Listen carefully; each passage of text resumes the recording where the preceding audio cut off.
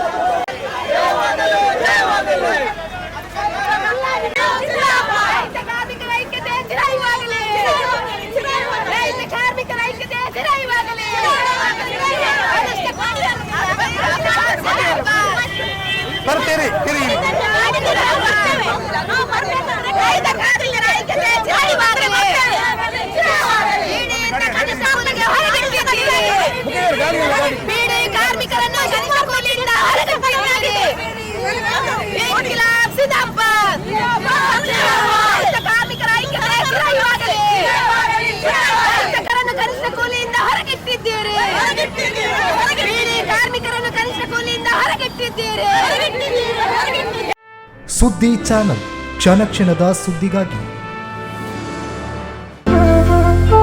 ಅತ್ತೆ, ಇದು ನನ್ನ ಬರ್ಡೇ ಗಿಫ್ಟ್. ಇದೆಲ್ಲ ಜೀವನದಲ್ಲಿ ನನಗೋಸ್ಕರ ತಗೊಂಡ್ಬಂದಿದ್ದಾರೆ. ನಿನ್ ಮೇಲೆ ತುಂಬಾ ಚೆನ್ನಾಗಿ ಕಾಣುತ್ತೆ. ಇದು ತುಂಬಾ ಚೆನ್ನಾಗಿದೆ ಅಲ್ವಾ? ತುಂಬಾ ಚೆನ್ನಾಗಿದೆ.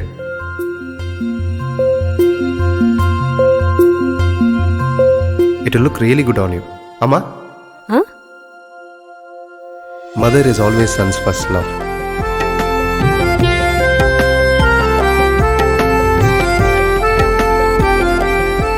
ಪ್ರತಿ ಪೀಳಿಗೆಯ ಪ್ರೀತಿಯ ಮಳಿಗೆ GL ಆಚಾರ್ಯ ಜ್ಯುವೆಲರ್ಸ್.